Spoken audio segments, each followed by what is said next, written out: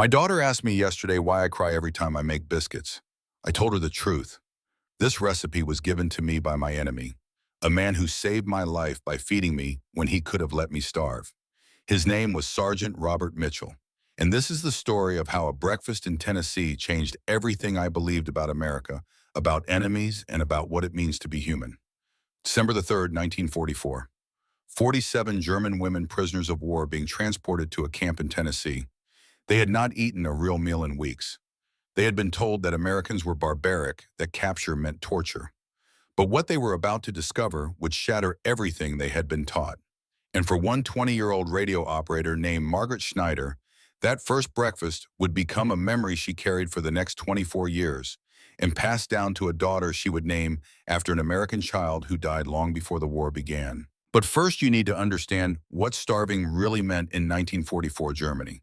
Because what happened next makes no sense unless you know how close to death these women actually were. Margaret, called Maggie by everyone who knew her, was born in 1924 in a small town outside Hamburg. She had been trained as a radio operator, a skilled position in the German auxiliary forces. Smart, capable, and until 3 months ago, a believer. She believed in her country. She believed in the propaganda. She believed that America was a nation of cruel, soulless monsters who tortured their prisoners. Sitting in that truck on December 3rd, Maggie weighed 92 pounds. She was 5'4". Before the war, she had weighed 130. Her hair was falling out in clumps. Her ribs were visible through her threadbare uniform. She could not remember the last time she had felt truly full. Her stomach had stopped growling weeks ago. Now it just ached, a dull, constant pain that had become so familiar, she barely noticed it anymore.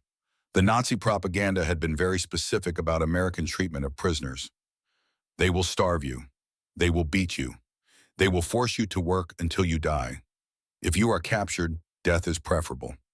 Maggie had seen the posters plastered on every wall in every transit facility. She had heard the radio broadcasts, the tinny voices promising nothing but suffering at American hands. She had been told by her superiors, in no uncertain terms, the Americans show no mercy.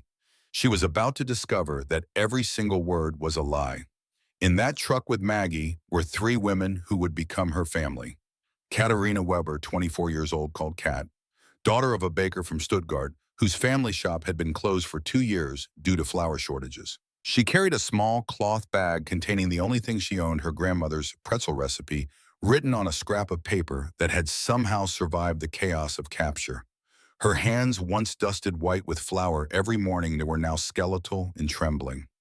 Annalisa Hoffman, 22, called Anna, a farmer's daughter from Bavaria who had not spoken a word in 2 weeks.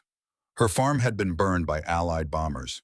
She had watched it happen from a ditch where she had been hiding. The cows, the chickens, the fields of wheat, her childhood home, all consumed by fire in less than an hour.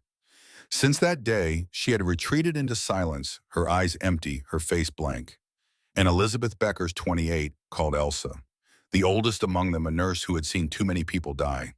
She sat with rigid military posture despite the obvious exhaustion in every line of her frame, hiding her terror behind a mask of professional competence. She had learned early in the war that showing fear meant losing control, and losing control meant more people died.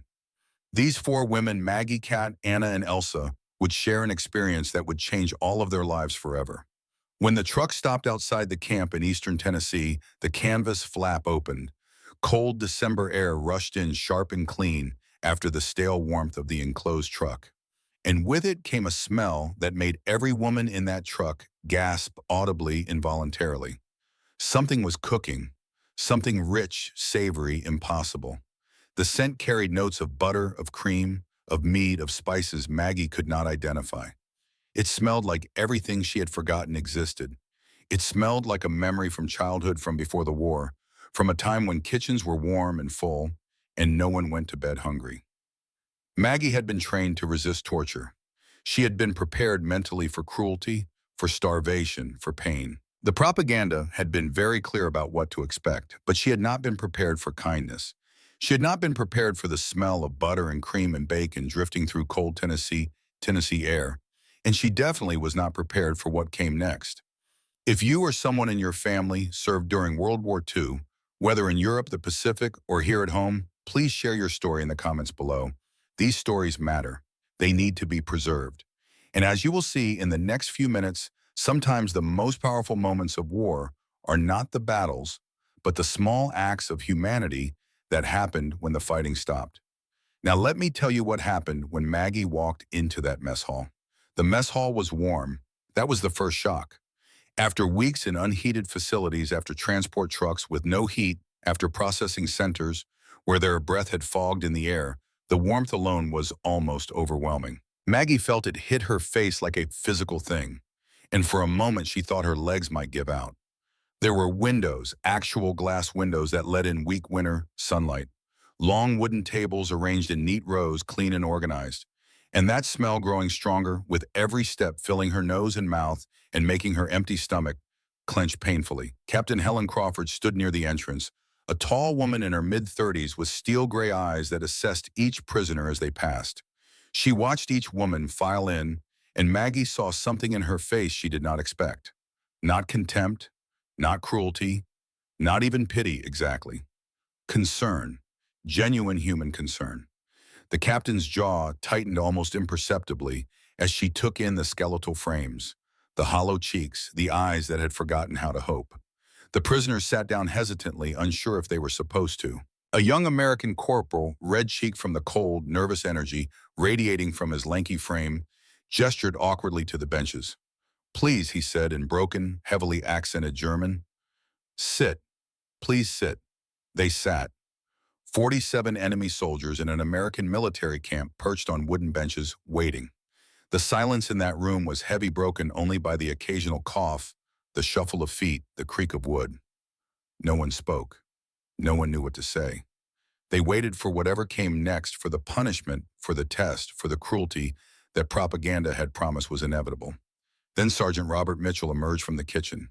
He was about 38 years old, broad-shouldered, with hands scarred from years of farm work visible, even from across the room. He wore an apron dusted with flour over his uniform, incongruous but somehow fitting. His face was weathered, lined with a grief that Maggie would only understand later. And he was carrying trays, large metal trays piled with food. Two kitchen assistants followed him, also carrying trays. They moved through the mess hall, methodically placing a plate in front of each woman. When Mitchell reached Maggie's place, he set the plate down gently, carefully, and for just a moment, their eyes met. His were brown, warm, sad, in a way that seemed to go deeper than the war. He nodded once, a small gesture of acknowledgement, and moved on. Maggie stared at the plate in front of her with complete incomprehension. Two large biscuits, golden brown, split open, covered in thick, creamy gravy studded with crumbles of sausage. Steam rose from the food, carrying with it the scent of butter and sage and black pepper, so intense it made her dizzy. Beside the biscuits sat scrambled eggs, fluffy and yellow and real, and fried potatoes seasoned and crisp, glistening slightly with whatever fat they had been cooked in. This was more food than Maggie had seen in 3 months. This was more food than she had eaten in a single meal, since before the Allied bombing campaigns had destroyed Germany's supply lines, since before the rations had been cut and cut again, since before hunger had become the constant companion of every German civilian and soldier alike. Around her, 46 other women sat frozen, staring at their plates as if they were hallucinations. Kat's hands were shaking. Anna's eyes had gone wide, the first expression Maggie had seen on her face in the 2 weeks. Elsa's professional mask had slipped, and her mouth was slightly open in shock. No one moved. No one ate. Because this made no sense. This could not be real. Enemy prisoners did not get fed like this. This had to be a test of some kind, or a trap, or poison. Some kind of psychological torture, perhaps, to see how they would react. Or maybe the food would be taken away before they could touch it, a deliberate cruelty to show them what they could never have. Captain Crawford must have seen the fear in their faces, the paralysis, the incomprehension. She stepped forward and spoke in careful textbook German, her pronunciation formal but clear. "It is not poisoned. Eat." Still no one moved.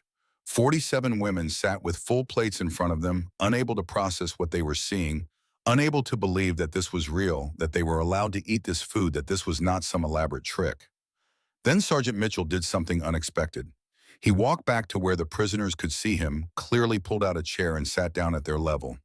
He took a fork from his own pocket, reached for one of the extra biscuits on a nearby tray, cut into it, deliberately covered it with gravy, and ate it himself, slowly, carefully, maintaining eye contact with the terrified women in front of him, making sure they saw every bite, every swallow. When he finished that bite, he spoke. His voice was a slow Georgia drawl, gentle but firm. My mama taught me to make these when I was 10 years old. Best biscuits in Macon County, Georgia. They are safe, I promise you that. Something in his voice, something in the way he said those words broke through the wall of fear and suspicion. Maggie lifted her fork with trembling hands. She half expected someone to shout to snatch the plate away to reveal that this had all been a trick. But no one stopped her. The biscuit was still warm when she brought it to her mouth, soft as a cloud, and when she tasted the gravy, when that rich, creamy, impossibly flavorful mixture hit her tongue, something inside her chest cracked open. It was rich and savory, with herbs she could not identify, but tasted like comfort, like safety, like home. Black pepper and sweet, and something else, something that made her think of her grandmother's kitchen before the war, before everything had fallen apart. There was butter, real butter, not the ersatz margarine made from God knew what, that had been the only fat available in Germany for years. There was cream, actual cream. And sausage, real pork sausage seasoned properly, not the sawdust and mystery meat that had passed for protein in the camps. She had been told that America was starving, that their economy had collapsed under the weight of war, that their people were suffering, just as Germans were suffering, that the entire Allied world was rationing and struggling and barely holding on. Yet here was abundance. Here was butter and cream and fresh eggs, served without hesitation to enemy prisoners, served as if it were nothing special, served as if this were normal. Maggie finished everything on her plate. She used the last piece of bucket to soak up the remaining gravy, unwilling to waste a single drop, her hands moving faster as she realized that no one was going to take it away, that this was real, that she was actually allowed to eat this. When her plate was clean, wiped spotless, she set down her fork and felt something she had not felt in months. Not fullness exactly, her stomach had shrunk too much for that, but the absence of that constant aching hunger. The sensation of food sitting in her belly, solid and real. She expected that to be it. One meal. Perhaps a propaganda opportunity, a photo to show the world how well America treated its prisoners. Then the cruelty would begin, the starvation, the torture that propaganda had promised. But then Corporal Sullivan, the young nervous one who had gestured them to sit, came around with more trays. His voice cracked slightly as he spoke his German, clumsy but earnest. Anyone want seconds? Seconds, the word hung in the air. They were offering seconds to starving enemy prisoners. Maggie watched as Kat, sitting beside her, raised her hand, slowly, fingers trembling. Sullivan placed 2 more biscuits on her plate, covered them with a generous ladle of gravy, and moved on. Kat stared at the food. Her fork was frozen halfway to her mouth, her entire body rigid. Then, without warning, Kat began to cry. Not quiet tears slipping down her cheeks, but deep, wrenching sobs that shook her entire body. Her shoulders heaved. Her breath came in ragged gasps. The fork clattered onto the plate. The mess hall fell silent. The other German women turned to look, uncertain whether to comfort Kat or pretend they had not noticed. The American guards exchanged uncomfortable glances, shifting their weight, not sure how to respond to this sudden emotional collapse. Captain Crawford approached quickly, kneeling beside Kat's bench with surprising grace for a woman in full uniform. She spoke in that same careful German. Was es los? What is wrong? Kat struggled to speak through her tears, switching between German and broken English, the words tumbling out in a confused rush. I have not eaten this well since before the war began. Not even as a free citizen. Not even in our bakery. My family owns a bakery, but we have not had butter or cream in 2 years. We have not had white flour. We have not had sugar. We have nothing. She drew a shuddering breath, trying to control herself, failing. And I am here, a prisoner, being offered seconds of what would be a feast at home. My mother is starving. My sisters are starving. And I am eating like this. I am gaining weight while they waste away. I feel like I am betraying them with every bite. Her voice broke completely. But I am so grateful for this food. My body craves it. I want more. I want to eat until I cannot move. And that makes me a traitor to my family, to my country, to everything I am supposed to be. Maggie understood exactly what Kat was feeling, because she felt it too. The guilt was overwhelming, crushing, impossible to reconcile. Her mother and sister were somewhere in the ruins of Hamburg eating potato peels if they were lucky. And here she sat in an enemy camp with a full belly and the promise of more food tomorrow. The shame was almost worse than the hunger had been. Elsa's ever practical put an arm around Kat's shoulders. "Starving ourselves will not feed them," she said quietly in German. "That is not loyalty. That is just more death." But the words rang hollow, because the guilt remained, because there was no way to make this make sense. They were prisoners, yet they lived better than free Germans. They were captives, yet they were safer and healthier than their own families back home. Everything they had been taught said this should not be possible. America was the enemy. America was evil. America was supposed to be suffering just as much as Germany, reaping what they had sown by going to war, paying the price for their interference. But the evidence was right here on this plate. America was not suffering, at least not like this. They had food, real food, abundant food, food they were willing to share even with their enemies. Maggie glanced toward the kitchen where Sergeant Mitchell had disappeared after serving them. Through the serving window, she could see him moving around, cleaning up, preparing for the next meal. His movements were practiced, efficient, but there was something else there too, something gentle. Something that looked almost like grief transforming itself into purpose. She did not understand it yet, but she would. And when she did, everything would make even more sense and even less sense at the same time. What happened when Maggie took that first bite would crack something open inside her that had been sealed shut for years. But to understand why this kindness existed, to understand why a man whose country was at war with hers chose to feed her with such care, she would need to learn about a photograph she had not yet seen, about a little girl named Sarah, and about a question asked 26 years ago that still echoed in this kitchen every morning before dawn. But that revelation was still days away. For now, all Maggie knew was that she had eaten the best meal of her life, that it had been given to her by her enemy, and that everything she believed about the world was starting to crumble like the tender biscuits she had just consumed. For the next 7 days, Maggie experienced something she could not reconcile with everything she had been taught. Every morning, the same impossible abundance arrived.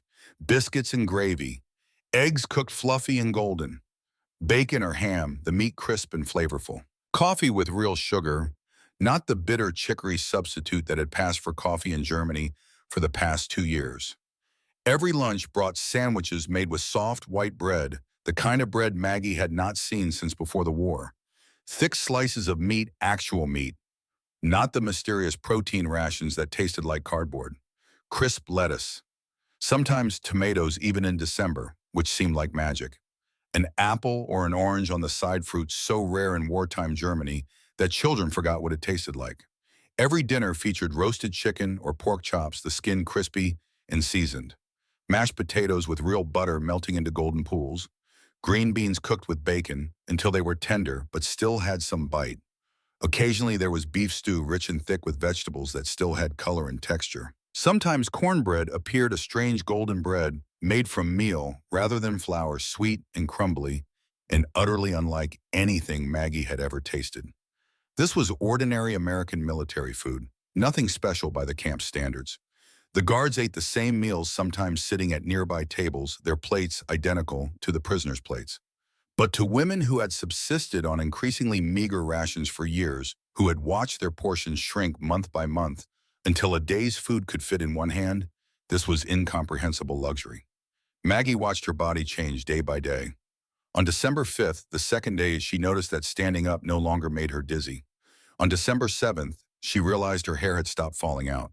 She ran her fingers through it carefully, almost afraid to check, but no loose strands came away in her hand. On December 10th, a week after arrival, she stepped on the scale during the medical examination and saw 98 pounds. 6 pounds in 1 week. The medic, a middle-aged American with kind eyes and gentle hands, nodded approvingly. "Good progress," he said in English. Corporal Sullivan translated haltingly. "Keep eating, your body is healing." Maggie looked down at her hands. They no longer looked quite so skeletal. The knobs of her knuckles were less prominent. Her wrists did not look like they might snap. When she caught her reflection in the window of the mess hall, she saw that her cheekbones were still sharp, her face still gaunt, but the worst of the death mask appearance had faded. She looked sick instead of dying. It was an improvement, but the physical changes were nothing compared to what was happening in her mind. Every meal forced Maggie to confront a truth she was not ready to accept. Every bite of food, every plate that arrived full and was cleared away empty every morning that began with the smell of baking biscuits every evening that ended with her stomach full, instead of aching, it all pointed to one inescapable conclusion. She had been lied to, not just about one thing, about everything. The propaganda had told her that America was suffering, that their economy was collapsing under the weight of war, that their people were starving, just as Germans were starving. Yet here was butter, here was cream, here were fresh eggs and meat with every meal and bread made from white flour. Here was abundance served without hesitation to enemy prisoners. The propaganda had told her that Americans were barbaric, that they tortured their captives, that German soldiers could expect nothing but cruelty if they were captured. Yet here was Sergeant Mitchell waking before dawn to cook breakfast with care, making sure the biscuits were tender and the gravy was rich. Here was Captain Crawford speaking to them in careful German, treating them with formal respect. Here was Corporal Sullivan, nervous and young, and trying so hard to make them feel less afraid. The propaganda had told her that Americans had no culture, no sophistication, that they were simple-minded brutes incapable of appreciating the finer things.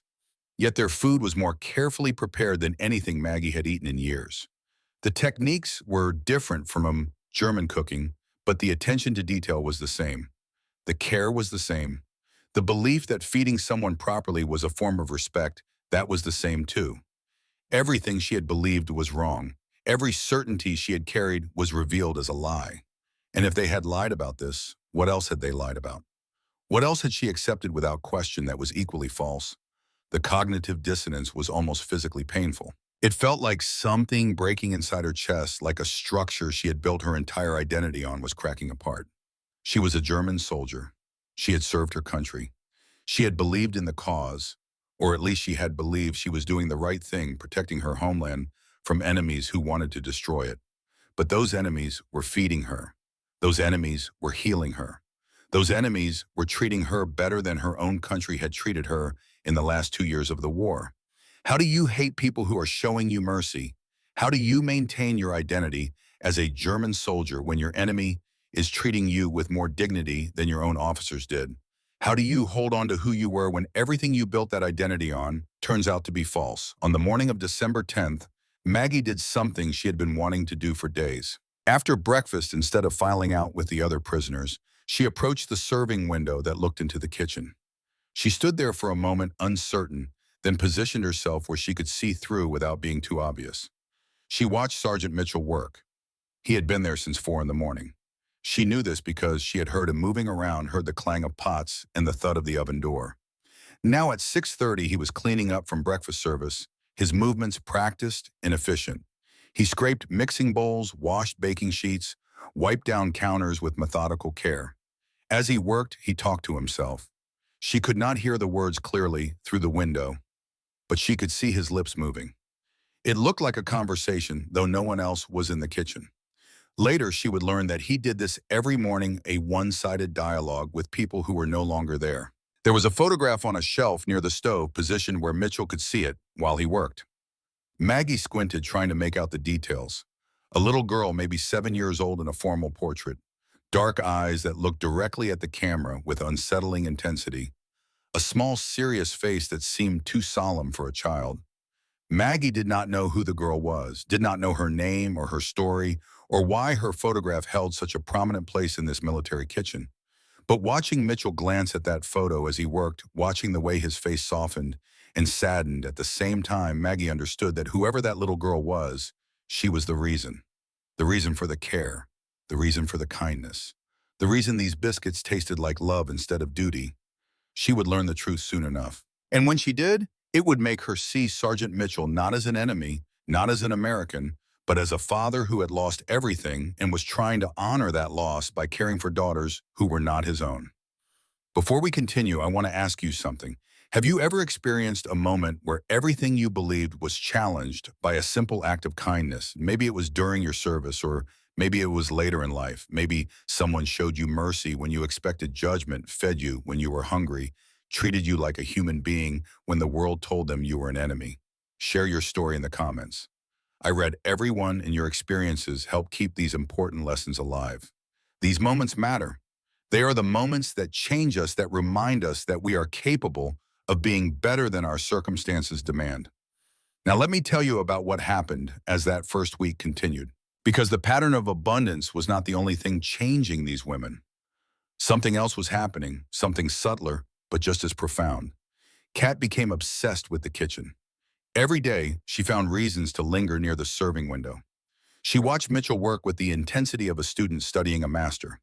Her limited English was a barrier, but she was determined. She carried a small notepad that Captain Crawford had given her and a pencil stub, and she made notes. Drawings mostly, since she did not have the words. A sketch of how Mitchell's hands moved when he cut butter into flour. A diagram of the layers in a biscuit. Question marks next to techniques she did not understand.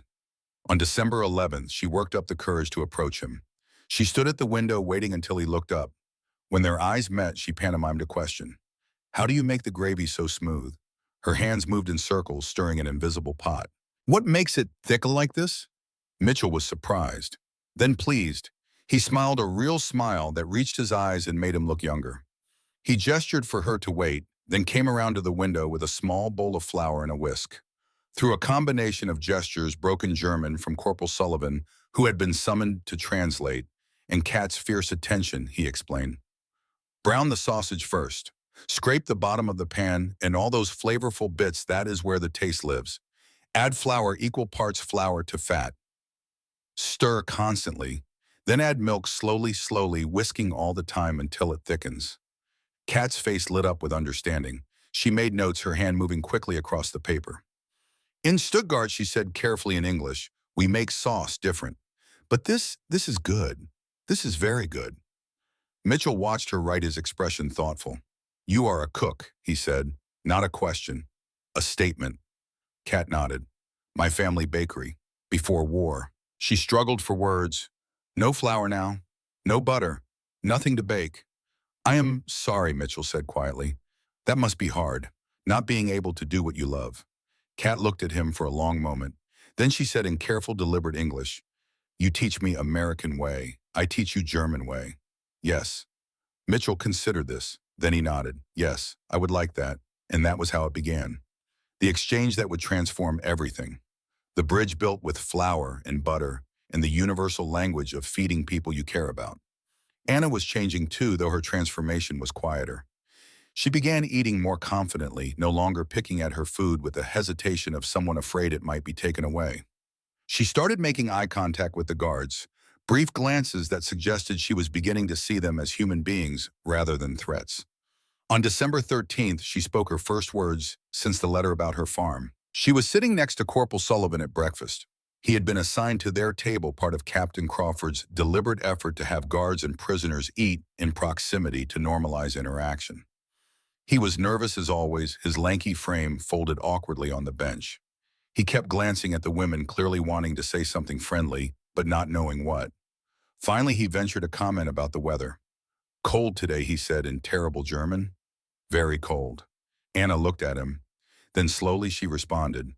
"In Bavaria," she said in English, "that was better than anyone expected. Winter is colder than this. Snow very deep. Meters deep." Sullivan's face brightened. "Yeah, I have never seen snow that deep. Tennessee does not get much snow." Anna almost smiled. "It is beautiful," she said softly. "White everywhere. Clean. Quiet." She paused, her expression distant. "Was beautiful. Before." Sullivan understood what she meant by before. He nodded, his young face serious. "I am sorry," he said simply. "About your home." Anna looked at him for a long moment. Then she said something that surprised both of them. "You did not do it. You just soldier like me. Just following orders, trying to survive." That brief exchange, those few sentences, represented a fundamental shift. Anna was separating individual Americans from the concept of America as enemy. She was beginning to see that the boy sitting across from her was just a boy, not that different from the boys she had known in Bavaria, farm boys, who enlisted because that was what you did, who followed orders because they did not know what else to do. Elsa, meanwhile, was documenting everything with scientific precision. She kept a journal, pages filled with neat handwriting, recording weights, health improvements, menu items. Day 5, she wrote, average weight gain across 17 prisoners I have examined is 4.2 pounds. Hair loss has stopped in all cases. Skin tone improving a color, returning to faces. Energy levels noticeably higher. Women can now walk without dizziness, can stand for extended periods without fatigue. But her clinical observations included personal notes too. Day 7, she wrote in German in smaller letters at the bottom of a page, I do not know how to feel. My body is healing. That should be good. It is good. But my family is still starving. My mother, my sisters, they have nothing. And here I am growing stronger every day, eating better than I have eaten since before the war. The guilt is overwhelming. But Kat was right when she broke down yesterday. Starving myself will not feed them. It will just mean 2 tragedies instead of 1. She paused, her pen hovering over the page. Then she added, perhaps surviving is not betrayal. Perhaps taking care of myself now means I will be strong enough to help them later. I want to believe that. I need to believe that. All of them were grappling with the same question. What does it mean to be a good German when being a good German seems to require suffering unnecessarily? What does loyalty look like when your country has abandoned you, but your enemy is caring for you? How do you maintain your identity when the foundation of that identity is revealed as propaganda and lies? Maggie found herself thinking about this constantly. At night, lying on her bunk in the barracks, she would replay the day's meals in her mind. The taste of butter, the texture of fluffy eggs, the way Mitchell smiled when he served them like their eating well actually mattered to him. She would think about his hands scarred from farm work, gentle as he set plates down. She would think about Captain Crawford, formal and proper, but genuinely concerned about their welfare. She would think about young Sullivan, nervous and kind, and trying so hard to make them feel less afraid. These were not monsters. These were not the cruel, barbaric Americans of propaganda. These were people, just people. People who happened to be born in a different country, who happened to be on the opposite side of a war they probably did not want any more than she did. And if Americans were just people, what did that make Germans? What did that make her? On December 14th, something happened that crystallized all of these swirling thoughts and questions into a single moment of clarity. It was during breakfast. Mitchell had made his usual biscuits and gravy, and the mess hall was filled with the quiet sounds of eating forks against plates, murmured conversations. Maggie was sitting with Kat and Anna, eating slowly, savoring each bite the way they had all learned to do. Corporal Sullivan was at their table again, attempting conversation in his broken German.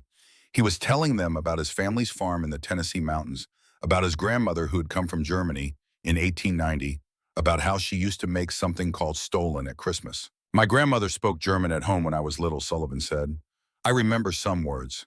Danke, bitte. Guten Morgen, he pronounced them carefully, his accent atrocious but earnest. Kat smiled, the first genuine smile Maggie had seen on her face since before they were captured. Your grandmother taught you well, she said in English. Those are good words, important words. Sullivan grinned, pleased. She also taught me to make gingerbread. Lebkuchen, she called it, with spices and molasses. I have not made it in years. You could make it here, Anna suggested quietly. Ask Sergeant Mitchell. I think he would like to learn. Sullivan's face brightened even more. Yeah, you think that would be something? German cookies in an American Army kitchen. Maggie listened to this exchange and felt something shift inside her. This was not enemies talking. This was people sharing memories of grandmothers and food and family traditions. This was Sullivan, whose grandmother spoke German, whose roots connected him to the country he was now at war with, trying to bridge that gap with clumsy kindness. This was Kat and Anna, enemy prisoners, responding to that kindness with their own tentative offerings of connection. This was what peace looked like, not treaties signed by politicians, not borders redrawn on maps, but people sitting at a table together, passing food back and forth, sharing stories about grandmothers and gingerbread. And if this was possible here, in this mess hall in Tennessee with German prisoners and American guards, why was it not possible everywhere? What would the world look like if everyone could see past the propaganda, past the flags and uniforms, past the designations of enemy and ally, to the simple fact of shared humanity underneath? But even as these thoughts formed, Maggie felt a stab of guilt. Her mother and sister were starving in Hamburg. She was here, eating biscuits made with real butter, having philosophical revelations about peace and humanity. What right did she have to these comfortable thoughts when her family was suffering? What right did she have to grow strong while they grew weaker? The internal war was exhausting. Part of her wanted to embrace this new understanding, wanted to accept the kindness being offered, wanted to let go of the hatred and fear that had defined the past few years. Another part of her clung desperately to her identity as a German soldier, to the belief that accepting American mercy was somehow a betrayal of everyone back home who was still suffering. She did not know yet that this conflict would not be resolved by thinking about it. She did not know that in 2 months letters would arrive that would force her to make a choice. She did not know that she would have to decide between going home and staying in this strange place where enemies had become something else entirely. All she knew right now, on December 14th, 1944, was that she was confused and conflicted and somehow impossibly hopeful. And that hope felt both like a gift and a betrayal. That evening at dinner, after Kat had spent the afternoon watching Mitchell through the kitchen window again, after she had filled another page of her notebook with drawings and questions, after she had asked Sullivan to translate a dozen cooking terms, she needed to understand something happened that changed everything. Captain Crawford stood at the front of the mess hall as the women were finishing their meal. Her posture was military perfect, her voice carrying easily across the room. She spoke in English first, then repeated in German, her pronunciation careful and formal. Beginning tomorrow, prisoners may volunteer to work in the kitchen. You will learn American cooking techniques. In exchange, perhaps you will teach us your own culinary traditions. 3 afternoons per week. This is entirely voluntary. Those interested should give their names to Corporal Sullivan after this meal. The mess hall fell silent. This was unprecedented. Prisoners working alongside their guards, not as forced labor, but as students and teachers, sharing knowledge, sharing recipes, sharing the most fundamental human activity of preparing food for each other. Kat's hands shot up immediately before anyone else could move, before doubt could take hold. Her face was bright with an emotion Maggie had not seen there before, not since her breakdown 2 days earlier. But something had shifted in Kat since that morning when she had sobbed over seconds. Elsa's words had taken root. Starving ourselves will not feed them. Kat was choosing to honor her family not by refusing food, but by learning to create it, by becoming strong enough, skilled enough to help them someday. Yes, Kat said in English, the word coming out clear and determined. Yes, I want to learn, please. Maggie found her own hand rising almost without conscious thought. Then Anna's hand went up slow but steady. Around the room, other women began volunteering. By the time Captain Crawford finished taking names, 17 of the 47 prisoners had signed up for the program. Maggie did not fully understand why she had volunteered. Part of it was practical. Learning new skills, any skills felt useful. Part of it was curiosity. She wanted to understand American cooking, wanted to know how they made food taste like this, wanted to learn the techniques that created such abundance from simple ingredients. But part of it, and this was the part that made her uncomfortable to acknowledge, was that she wanted to be closer to the source of the kindness. She wanted to understand Sergeant Mitchell. She wanted to know why. She wanted to know about the little girl in the photograph. That night, lying in her bunk, Maggie thought about that photograph, about those dark, serious eyes, about the way Mitchell glanced at it while he worked, the way his face softened and saddened, about the grief that seemed to live in his hands, even as those hands created food that tasted like love. Tomorrow she would enter that kitchen. Tomorrow she would learn, and maybe if she was brave enough to ask, she would finally understand what drove a man to feed his enemies with such extraordinary care. December 13th arrived cold and clear, the Tennessee sky, that particular shade of blue that comes with winter mornings. After lunch, 17 German prisoners filed into the kitchen behind Corporal Sullivan, their steps hesitant, their faces uncertain. The kitchen was warm, filled with the lingering smells of the midday meal. Large pots hung from hooks. Industrial ovens lined one wall. A massive wooden table dominated the center of the room, its surface scarred from years of use. Sergeant Mitchell stood at the head of that table, flour-dusted apron already in place, his mother's recipe notebook open in front of him. When all 17 women had gathered, when they stood in a rough semicircle around the table, he smiled at them. It was a gentle smile, patient and welcoming, the smile of a teacher about to share something he loved. Today, he announced, with Sullivan translating in halting German, "We make biscuits." He demonstrated the technique. with hands that moved with practiced confidence. "This is how my mother taught me," he said. "This is how her mother taught her." His voice caught slightly, just for a moment, then steadied. "This is how I taught my daughter before she passed away."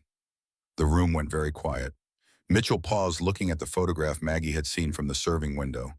It sat on the nearby shelf, visible to everyone now. A little girl with dark eyes and a serious face. "Cold butter is crucial," he continued, his voice steady again. "You cut it into the flour. See how I am using this pastry cutter. You do not stir, you do not knead. You just cut, pressing down, turning the bowl, cutting again until the mixture looks like coarse meal.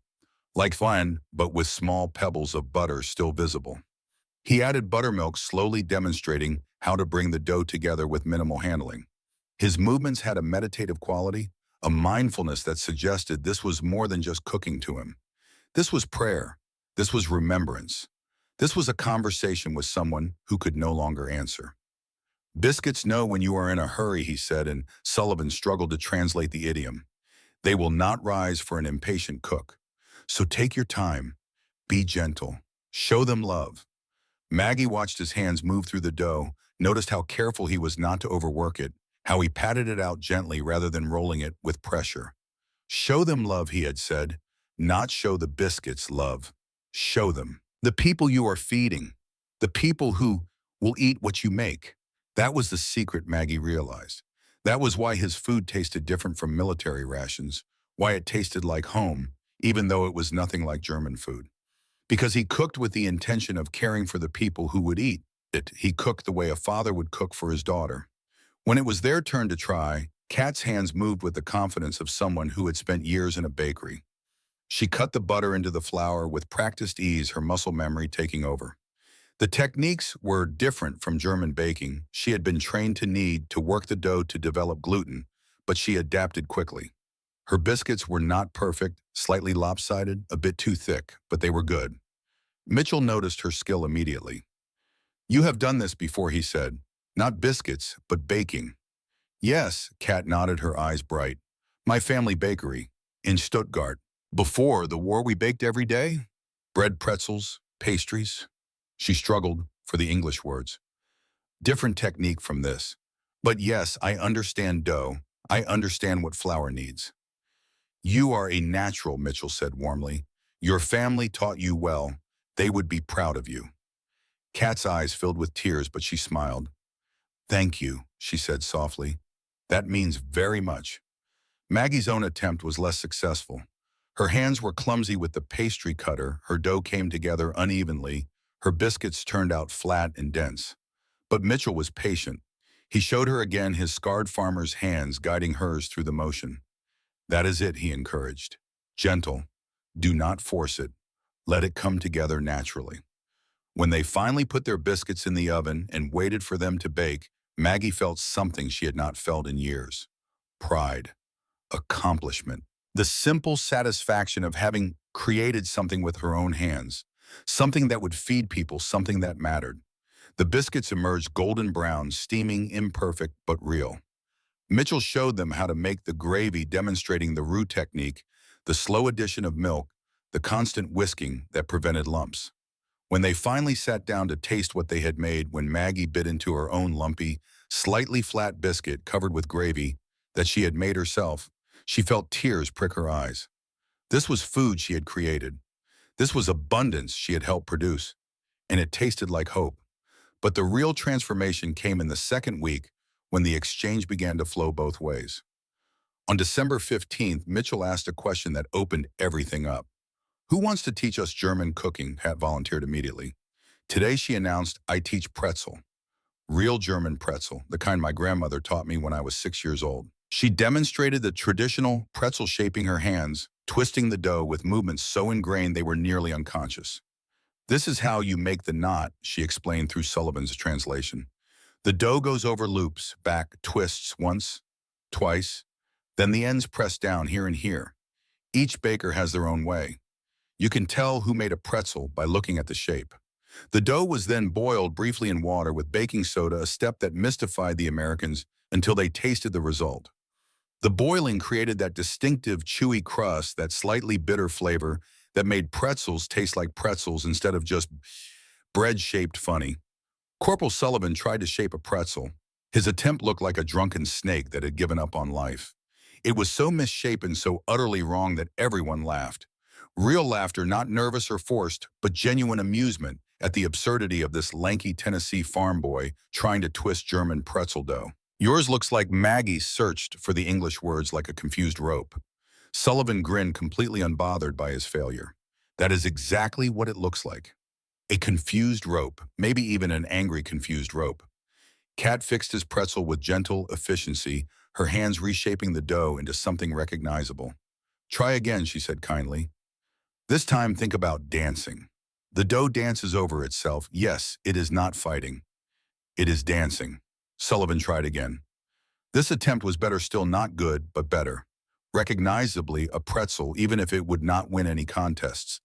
The pretzels baked, filling the kitchen with a smell that made Kat's eyes well up. That smell, she said softly, that is my childhood. That is Sunday mornings in my father's bakery. That is my grandmother standing beside me, her hands in the dough teaching me. I thought I would never smell that again. Mitchell pulled the pretzels from the oven and they all tasted them together, hot and chewy and perfect. This is wonderful, Mitchell said genuinely. Really wonderful. I never knew how to make these properly. My mother made something she called pretzels, but they were not like this. These are the real thing. Over the next 2 weeks, the kitchen became a place of genuine exchange. Maggie taught them how to make spätzle, those little egg noodles, scraped through a colander into boiling water. Anna, slowly emerging from her silence, helped demonstrate potato pancakes, grating potatoes until her hands were raw, mixing an egg and flour and onion, frying them until they were golden and crisp. Elsa knew how to make red cabbage the way her mother had made it, braised for hours with apples and vinegar in a secret blend of spices until it was sweet and sour and complex. The American Guards learned these techniques with genuine interest. They asked questions. They took notes. They made their own clumsy attempts and laughed at their failures and tried again. And in return, they taught the Germans about cornbread and grits and collard greens and all the southern foods that were as foreign to German palates as sauerkraut was to Tennessee boys. Food became the language they all spoke fluently. And through food, they began to see each other not as Germans and Americans, not as prisoners and guards, not as enemies, but as people who all learned to cook from their grandmothers, who all had recipes that meant home, who all understood that feeding someone was an act of love. On January 14, 1945, Sergeant Mitchell approached Captain Crawford with a proposal that made her immediately skeptical. They were in her office, a small room with a desk buried under paperwork, a filing cabinet that never quite closed properly, and a window that looked out on the bare winter trees surrounding the camp. Captain Mitchell began his Georgia drawl, more pronounced than usual, which meant he was nervous. I want to organize a special Sunday dinner. Guards and prisoners together. Same tables, same food. No separation. Crawford looked at him for a long moment, her steel gray eyes assessing. That is unprecedented, Sergeant. Possibly against regulations. Definitely risky from a security standpoint. Ma'am, Mitchell said respectfully, the cooking exchanges have already broken down most of the barriers. The women and the guards work together in the kitchen 3 times a week now. They laugh together. They teach each other. This dinner would just formalize what is already happening informally. Crawford was quiet, her fingers drumming on the desk, a habit she had when thinking through complicated problems. Finally, she said, let me think about it. Give me 3 days. Those 3 days felt longer than they were. Maggie heard about the proposal through the kitchen grapevine, the way information always spread in closed communities. The idea seemed both thrilling and terrifying. Eating together at the same tables, not as prisoners and guards, but as people sharing a meal, it felt revolutionary. It felt dangerous. It felt necessary. On January 17th, Crawford gave her approval with conditions: heightened security, careful supervision, and the explicit understanding that if anything went wrong, the program would end immediately. The date was set for January 21st. One Sunday dinner that would either prove that enemies could become something else or prove that some divisions were too deep to bridge with food. The preparation week was intense. Maggie, Kat, and several others worked with Mitchell and Sullivan to plan the menu. It needed to be special, but not so elaborate that it seemed like a propaganda exercise. It needed to honor both American and German traditions. It needed to be a meal that both cultures could recognize as important.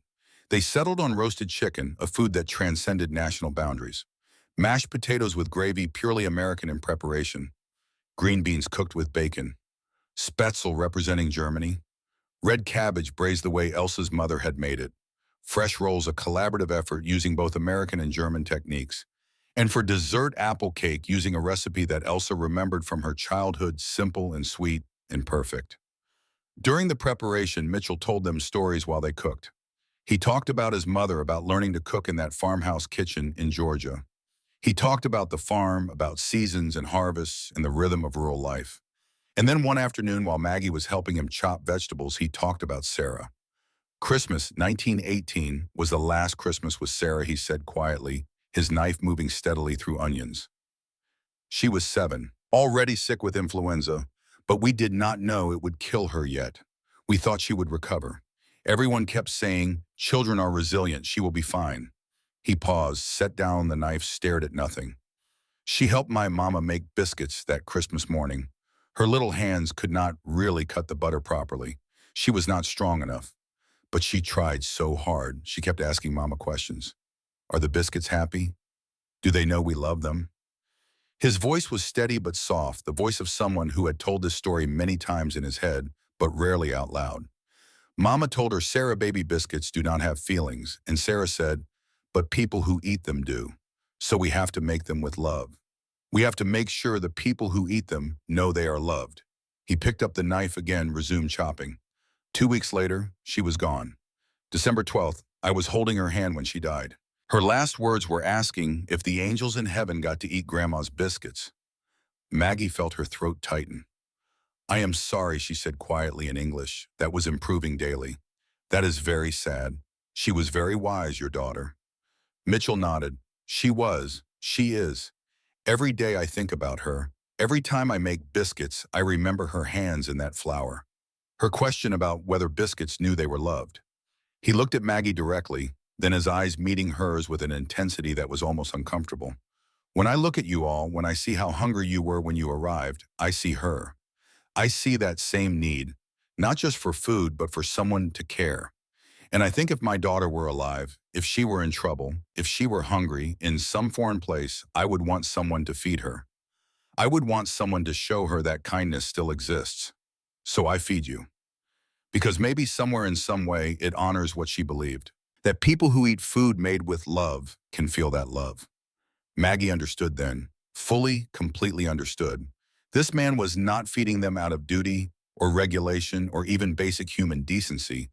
He was feeding them as an act of remembrance, as a way to keep his daughter's belief alive in the world, as a way to transform his grief into something that helped instead of destroyed. She made a decision in that moment, though she did not articulate it even to herself. If she ever had a daughter, she would name her Sarah. Not to replace the child Bobby Mitchell lost, that would be impossible and inappropriate, but to honor her, to honor the belief that food made with love carries that love to the people who eat it, to honor the man who transformed a 7-year-old's question into a lifetime practice of mercy. Thank you, Maggie said, and it was inadequate, but it was all she had. Thank you for feeding us, for caring about us, for making us feel human again, for honoring your daughter by caring for us. Mitchell smiled, that gentle, patient smile that made him look like someone's kind grandfather. You are welcome, Miss Schneider. It is my honor. And Sarah, wherever she is, I think she would be happy to know that her question is still feeding people 26 years later. I want to pause here for a moment. If you are watching this and you served during World War II, Korea, Vietnam, or any conflict, thank you. These stories of humanity during wartime, these moments of mercy in the midst of chaos, they need to be preserved. Please consider sharing your experiences in the comments. Your memories are history. They matter. They remind us that even in the darkest times, people are capable of extraordinary kindness. And if you are finding value in this story, if it is moving you or teaching you or reminding you of something important, please hit that like button. It helps others discover these accounts. Subscribe to the channel if you have not already. We tell these stories every week, these forgotten moments of grace that changed lives and changed history. Now let me tell you about January 21st, 1945. The Sunday dinner. The meal that would prove that enemies could sit together and break bread and remember they were human beings. First soldiers, second. January 21st arrived with snow. Not much, just a light dusting that made the Tennessee hills look like something from a postcard. The mess hall had been transformed. The long tables were arranged in a horseshoe shape rather than the usual parallel rows.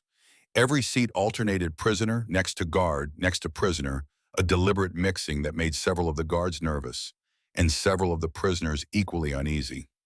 Maggie found herself seated between Corporal Sullivan and an American private she did not know well, a quiet man from Kentucky who had barely spoken to any of the prisoners before. Across from her sat Kat and another guard, an older sergeant who looked skeptical about this entire enterprise.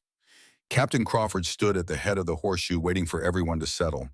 When the room finally quieted, she spoke. Her voice was formal, measured, carrying the weight of someone who understood the significance of what was about to happen. Today she began in English, then repeated in German. We gather as human beings first, not as victors and vanquished, not as Americans and Germans, not as guards and prisoners, but as people who share the most fundamental need we all have, the need for food, the need for community, the need to remember our common humanity even in the midst of war. She paused, looking around the room at faces that ranged from hopeful to skeptical to openly emotional. The food you are about to eat was prepared together, Germans and Americans working side by side in that kitchen, creating a meal that honors both our traditions. As you eat, I ask you to remember that the person sitting beside you, regardless of uniform or accent or nationality, is someone's daughter, someone's sister, someone who learned to cook from their grandmother, someone who misses home, someone who is trying to survive a war they did not start and cannot end. We may not be able to stop the fighting in Europe, but we can stop it here. At this table, for these 2 hours, we can choose to see each other, really see each other, and maybe, just maybe, we can prove that peace is possible, even in small places, even in a mess hall in Tennessee in the middle of a war. She sat down. The kitchen doors opened. Mitchell and his assistants emerged with platters. Large serving dishes were placed in the center of each table. Roasted chicken, golden and crispy. Bowls of mashed potatoes with butter melting on top. Green beans glistening with bacon fat. Spatzel and cream sauce. Red cabbage, sweet and sour.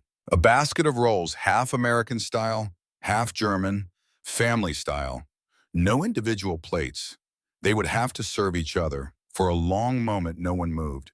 Then Mitchell, who had taken a seat at one of the tables rather than returning to the kitchen, picked up the platter of chicken. He served the woman to his left, a German prisoner named Frida, who had been in the kitchen program. Then he passed the platter to her, and she served the guard to her left. The pattern spread, slowly at first, then with growing confidence. People serving each other, passing dishes, murmuring thank you in 2 languages. The private from Kentucky beside Maggie picked up the bowl of mashed potatoes. He hesitated, then held it out to her. Ma'am, he said quietly. How much would you like? Maggie looked at him. At his young face, probably not much older than hers. At his nervous hands holding the bowl steady. At his attempt to be polite despite the strangeness of the situation. Thank you, she said in careful English. That is very kind. He served her a generous portion, then took some for himself. For a moment their eyes met and something passed between them. Not friendship exactly, not yet, but recognition. Acknowledgement that they were 2 people trying to navigate an impossible situation with grace. The skeptical sergeant across from Kat broke the ice at their end of the table. Well, he said gruffly, I got to admit those pretzels you taught us last week were damn good. Pardon my language, best I ever had. Kat smiled, surprised and pleased. You did very well. Your grandmother would be proud. My grandmother never made pretzels, the sergeant admitted.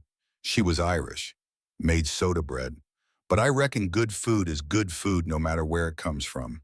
That is true, Kat agreed. Food is food. People are people. The sergeant considered this, then nodded. Guess so. Conversations began to bloom across the tables. Tentative at first, then growing more natural. Sullivan was telling Anna about his grandmother's gingerbread recipe, and Anna was explaining how her mother had made something similar, with honey instead of molasses. Two guards were asking Elsa about red cabbage, genuinely curious about the technique. A prisoner named Margaret was laughing, actually laughing at something an American cook had said about his first attempt at spatzel. Maggie ate slowly, listening to the conversation swirl around her. The food was excellent. The chicken perfectly roasted, the potatoes creamy, the spatzel just the right texture. But it was not the food that made this meal special. It was everything else.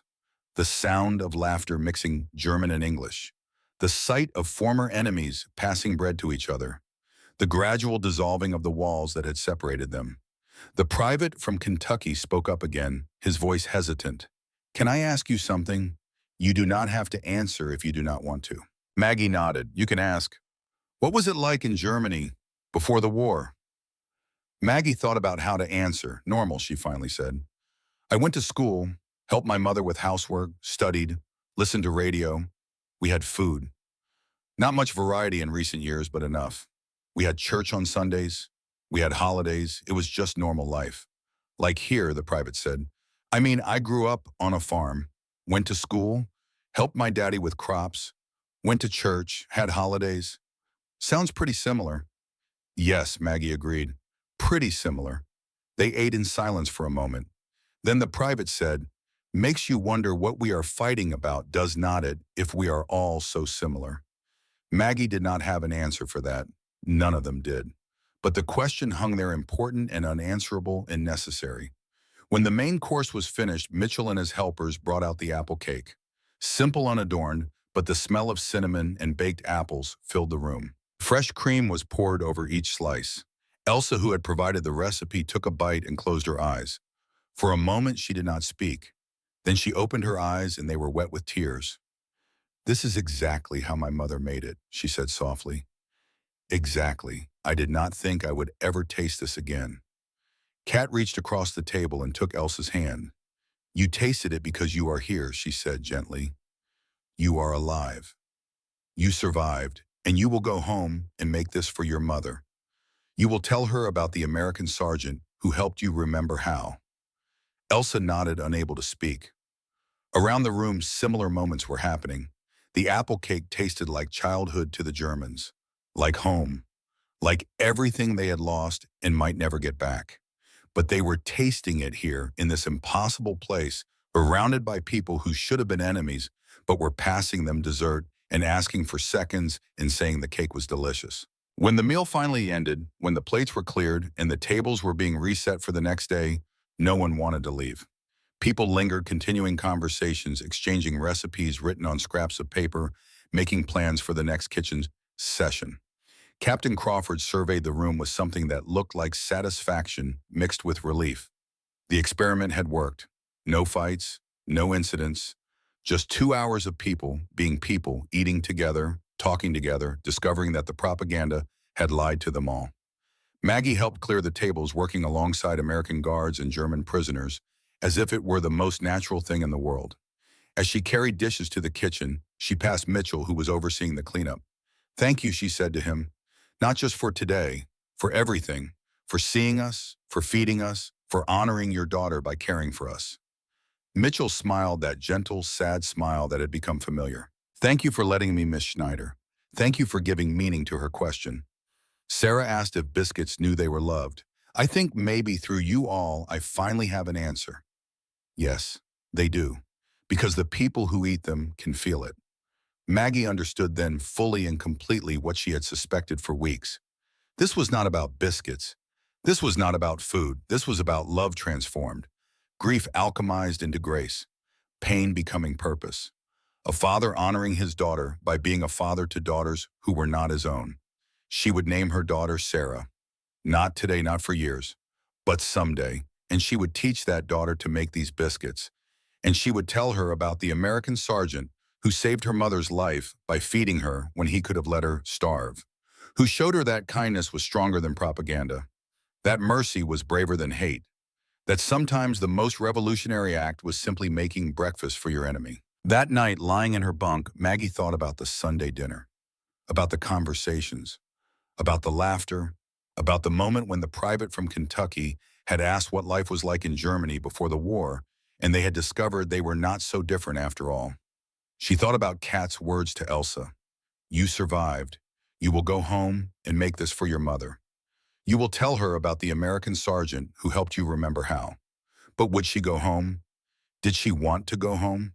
Could she go back to being the girl who believed propaganda, who hated without knowing why, who thought enemies were monsters instead of people?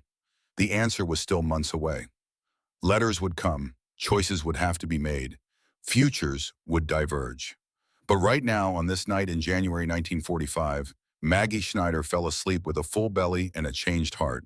She had broken bread with her enemy. She had learned that peace was possible, even in small places, even in a mess hall in Tennessee, even in the middle of a war. And she had learned the most important lesson of all, the one Sarah Mitchell had understood at 7 years old, the one her father had spent 26 years trying to honor. People who eat food made with love can feel that love. And that love passed from person to person, from enemy to friend, from generation to generation, was stronger than any weapon, more powerful than any propaganda, more enduring than any hatred. That was the lesson of the biscuits. That was the gift of mercy. And Maggie would carry it for the rest of her life.